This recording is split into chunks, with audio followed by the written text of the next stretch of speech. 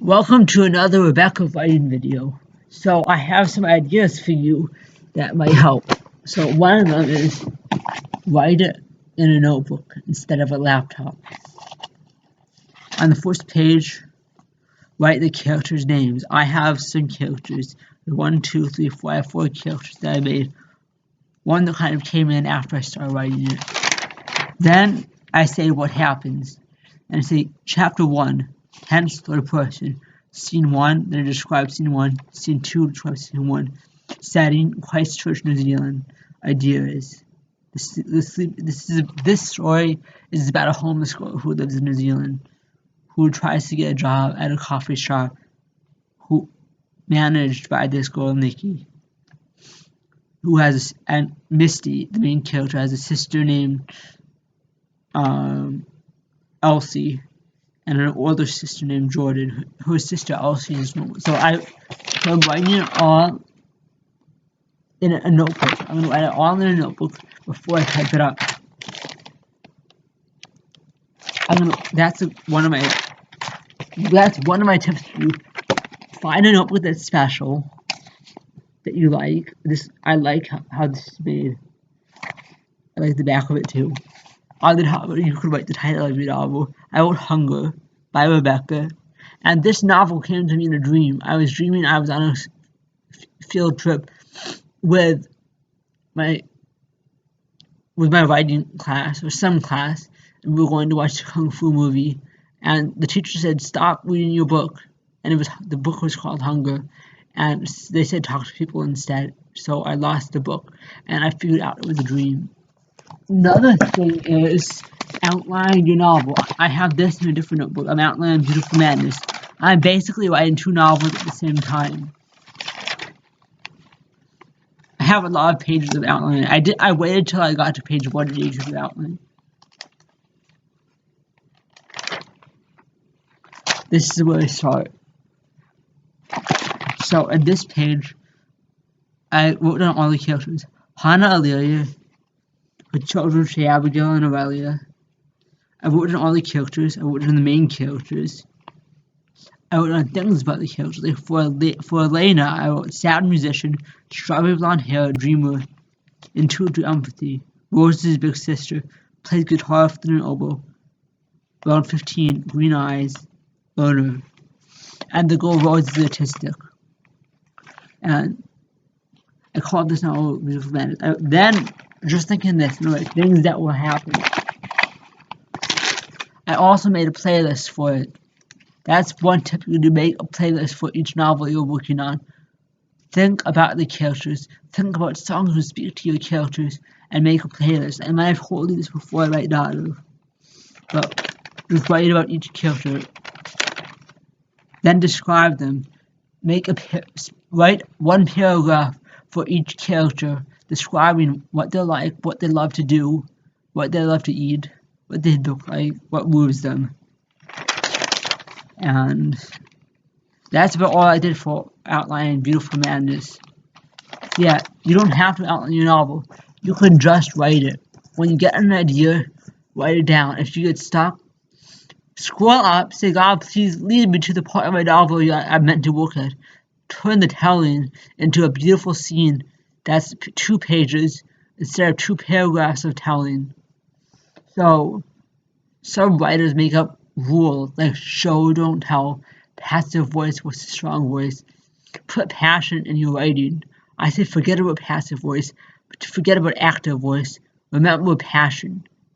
Put poetic prose poetry in your novel. That's really the kind of writer I am. I write prose poetry. It's hard to turn prose poetry into a novel. For a long time, I couldn't get past page 60, and now I'm on page 2 or 3.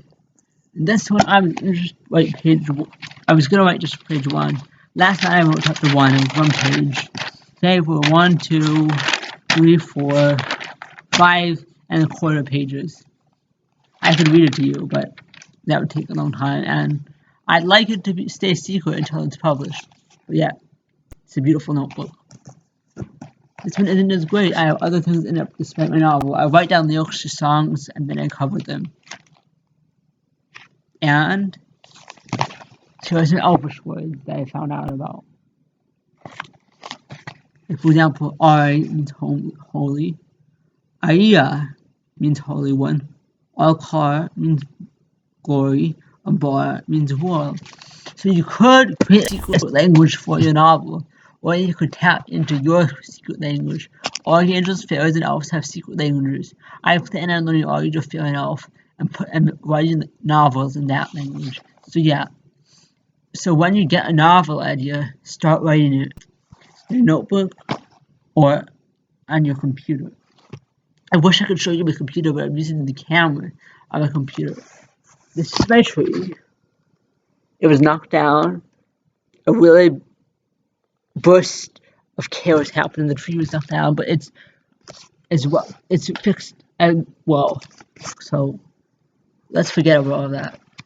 So yeah, right. My one tip, the one rule is just write every day. Check your computer and stare at that blank page. If that's all you can do, stare at that blank page. Thinking all I wrote was crap. Why would I write? A lot of writers have that problem.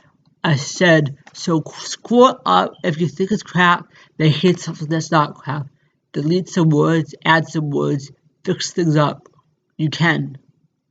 If you're stuck, there are two options. Start the next chapter, or go back to a chapter way in the middle of your story. You could do both. So I felt like chapter 33 was over, so I started chapter 34. And I was like, should I start the next chapter, or should I go back? And I felt God's voice saying, go ahead and start the next chapter. A chapter can be 2 pages or 10 pages. It doesn't really matter. So if you have 203 pages typed out, that's more like 400 pages in a book, because half a page is 1 page in a book that's actually published. So yeah, it's going to be a long book. It's about hope and love, reconciliation with the people who hurt you, forgiveness. It's a coming of age novel about cherubs and teenagers and how they learn how to love themselves. So yeah, work on your writing. Never give up. If you want to take a couple of days of a break from your writing, go ahead. Go and live. Walk around, go to coffee shops, people watch. It's a good thing. There are 2 purposes of people watching. 1, to watch over those people, make sure they're right, pray for them while you're watching over them. 2, to get ideas for characters for your novels. So, for example, I saw this girl who had blonde and pink hair. She was about 4 or 5, and I saw her in one store, and then she was in the next store. I was trying to inspire her by doing martial arts and gymnastics. So yeah, try to inspire people, and then let yourself be inspired, because the Bible says, do unto others as you do to yourself. Love God with all your heart and mind and soul and strength, and love yourself with all your soul and mind and strength. So watch people, to watch over them, and to get ideas for your novel. So Hunger is really metafiction. The definition of metafiction to me is a novel that is about learning how to write. It's a novel that teaches writing. So both Hunger and Beautiful Madness are a little bit metafiction. So yeah, write metafiction. Ask yourself how you write, and put that in your novel, because that's a gem. So just, how do you write metafiction? That's the next question. Tap into your soul, into your heart, and let the characters write the way you write. That's one tip. Another tip is be the narrator, and write in third person while you're also being the narrator. Let some of your memories be put in the novel. With my writing, I'm driven by my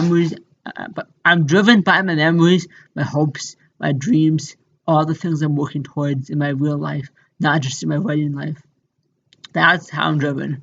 My novel is more character driven than plot driven, but I'm learning how to write scenes and how to give the characters more life so they come alive brilliantly. So yeah, just keep working on it. Metafiction. Tap into that.